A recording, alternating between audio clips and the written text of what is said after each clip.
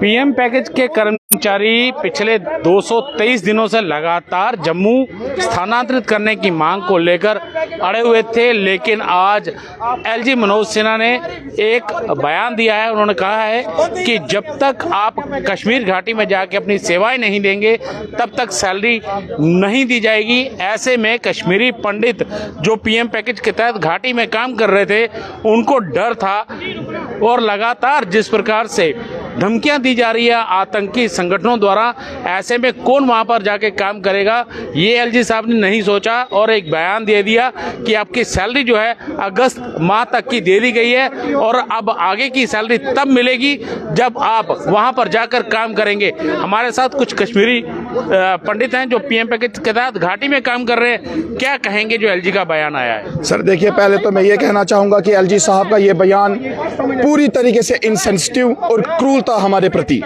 हम उनसे ये कहना चाहते हैं कि एक पीएम पैकेज एम्प्लॉई अपनी मर्जी से ही धरना करने नहीं बैठा। कोई भी एम्प्लॉय, कोई भी इंसान अपनी मर्जी से धरना करने नहीं बैठता है। वहाँ की स्थिति ऐसी बनाई गई है, 2 पीएम पैकेज कश्मीरी पंडित एम्प्लॉइज का शहादत होना और टोटल 5 अल्पसंख्यक समुदाय का शहादत, उनकी जान देना उनके ऑफिस में, ये क्या दर्शाता है एलजी साहब का?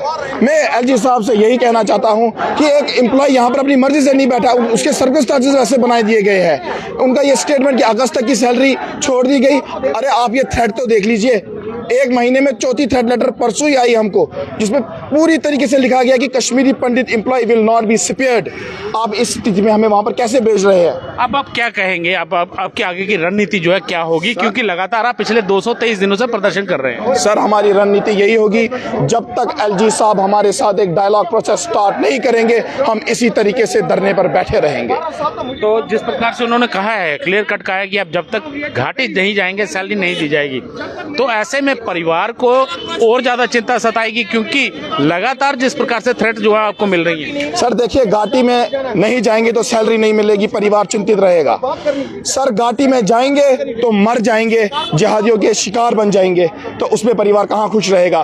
परिवार का एक सदस्य चला जाएगा। मैं एलजी महोदय से यही कहना चाहता हूं कि एक एम्प्लॉय केवल सर्विसेज देने के लिए नहीं होता है, एक एम्प्लॉय की मेंटल पीस, इमोशनल हैप्पीनेस होती है। आखिर वो एलजी साहब ने कहां तक सोचा?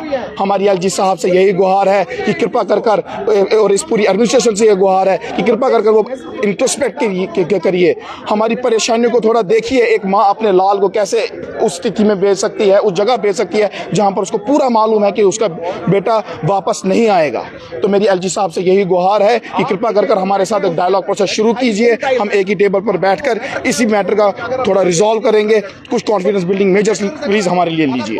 तो कहीं ना कहीं इनका कहना है कि जिस प्रकार से एलजी सरकार द्वारा ये बयान दिया गया है, उसके बाद ये चाहते हैं कि बैठकर बातचीत हो और जिसका नतीजा ये, अगर बीच का कोई रास्ता निकलता है तो वो भी ये निकालने के लिए तैयार है। कुछ और कर्मचारी हैं, लगातार प्रदर्शन हो रहे थे, लगातार थ्रेट लेटर आ रही हैं, चाहे पीएम पैकेज के कर्मचारी हों या फिर रिजर्व कैटेगरी के कर्मचारी हों, उनकी वहां पर हत्या हुई है। ऐसे में आपके ऊपर प्रेशर बनाने की कोशिशें लगातार होती रही हैं। अब एलजी का बयान आया है, क्या कहेंगे? उम्मीद थी कि कुछ अच्छा ही बोलेंगे, लेकिन ये तो अपना फेलियर छुपा रहे हैं। ये बोल के पूरा स्टेट ऑफ इंडिया फेल हो चुका है वहाँ पे माइनॉरिटीज की लाइफ बचाने में। JNK यूटी की टॉप एडमिनिस्ट्रेशन फेल हो चुकी है हमारी लाइफ वहाँ बचाने के लिए। अक्टूबर 21 में जब 2 किलिंग हुई थी सुपिंदर कौर और दीपक चंद की, आपने उसी टाइम पे फाइनल फुल स्टॉप लगाना था, इस पे आपने लगाया। लेकिन मई 12 के बाद टारगेट किलिंग्स का सिलसिला बढ़ता रहा।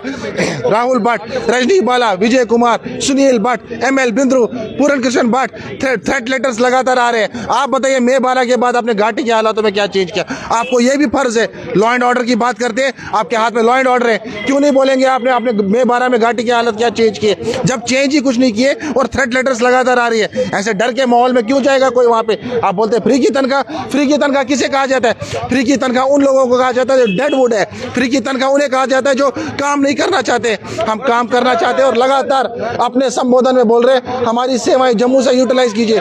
इसको आप फ्री की तनख्वाह बोलेंगे? इट्स अ शेम वर्ड कि फ्री की तनख्वाह बोलना। कहीं ना कहीं कश्मीरी पंडित जो पीएम पैकेज के तहत वहां पर काम कर रहे थे, ये एलजी के बयान से दुखी हैं और इनका कहना है कि आप भी समझे हैं कि किस प्रकार से हम घाटी पे जाएं, क्योंकि वहां पर लगातार थ्रेट लेटर जो है वो आ रही हैं, लगातार वहां पर किलिंग का सिलसिला जो है वो थमने का नाम नहीं ले रहा है। लेकिन एलजी के द्वारा जिस प्रकार का यह बयान आया है, कहीं ना कहीं इनके लिए चिंता का विषय है।